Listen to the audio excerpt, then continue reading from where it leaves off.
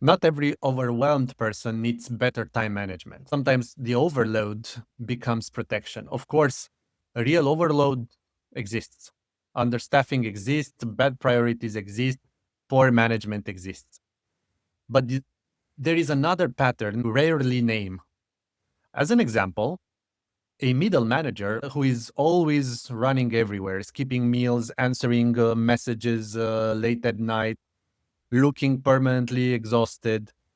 Everyone sees him as committed, but every time someone offers help, he rejects it, saying, I don't have time to explain, I will do it tonight. He refuses to delegate, he refuses to slow down, he refuses to let anyone else carry part of the work. And in companies, this behavior is almost always mistaken for engagement, but sometimes it is not engagement, it is a role, the role of an indispensable martyr. In companies, we often confuse engagement with becoming a martyr at the job. And examples are really everywhere. In an AI transformation, the director becomes the AI champion, but refuses to share his prompts, his methods, or delegate a single use case. It would take me longer to teach you than to do it myself, he would say. When a new director arrives, he works 14-hour days for months and refuses any help, saying, I have to prove I deserve this seat.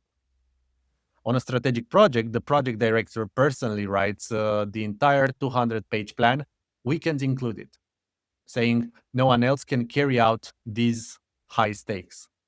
From the outside, this looks like responsibility. Something else might be happening. The person is not only carrying out the work, they are protecting their status. The martyr is not always a victim of the workload. Sometimes the workload is his protection. Being visibly overloaded can protect you from many things.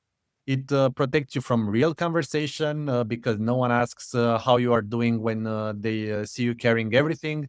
It protects you from evaluation because if the work is imperfect, the excuse is already there saying, I had too much to handle. It protects you from failure because if the project collapses, the story is ready. I was alone, I carried out everything. And it protects you also from being replaceable because if only you can carry out the weight, then no one can question your importance. So deep down is not always the volume of work that the person is defending. It is the wall that the workload creates around the person. Carrying out too much weight is not always an accident. Sometimes it becomes a strategy. The brain can make a very quiet calculation. If I'm overloaded, no one can really evaluate me. If I'm exhausted, no one can ask too much from me emotionally. If I'm indispensable, no one can replace me. And if I fail, the workload will explain everything. So the overload becomes like an armor. Visible exhaustion becomes proof of value, and suffering becomes really a status. And the more the organization rewards the behavior, the more the pattern becomes solid. So the person is not just working too much, they are building an identity around caring too much. So here is how to know whether you are facing real overload or a protected role. Just try to offer help and watch the reaction. Someone might say, but I'm not playing a game. I'm genuinely understaffed and overloaded. And that can be totally true. But the difference is in the reaction that you get from offering help. In a real overload, help is usually received with relief. The person will say, well, yes, please, can you take this part? Or I need support, let's redistribute, and so on. But in a game of overwhelmed, help is rejected, sometimes politely, sometimes aggressively, sometimes with irritation, saying, no, no, I will do it. You don't understand the complexity. It would take too long to explain this to you, or no one else can handle this other than me. Because help does not only reduce the workload, help threatens the role. If someone else can carry part of the work, then the martyr is no longer indispensable. And that is the real threat. Also, in the team, if no one offers help anymore to one specific person, we have to look at this a bit more closely because it may not be because the team has gone cold. It may be because the team has already learned not to try. At first, colleagues offer support. Then they see that every offer is rejected Every suggestion is dismissed, every attempt to help becomes a problem, so they stop. Now the person who refuses help starts experiencing isolation as abandonment. Oh, no one supports me, no one understands what I carry. If I don't do everything, this place collapses. And the prophecy starts to fulfill itself.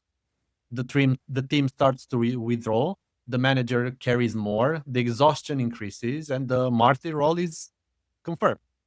At the end, everyone participates in the system. So, as a solution, never tell an overwhelmed martyr to simply manage their time better, because doing this means that we are treating the symptom, not the function of the symptom.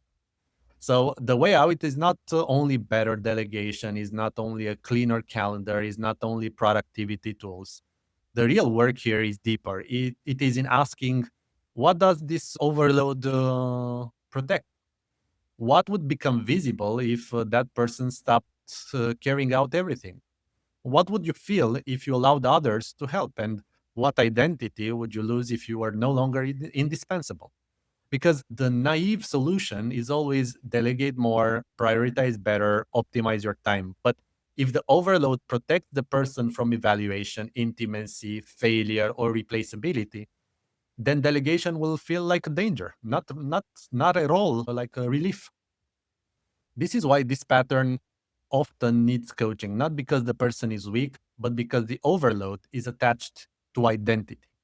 So if you really want to help an overwhelmed person, don't just take tasks away from them. First, understand what the overload protects, because sometimes the problem is not the workload, the problem is the identity built around carrying it out. Thank you so much. See you next time.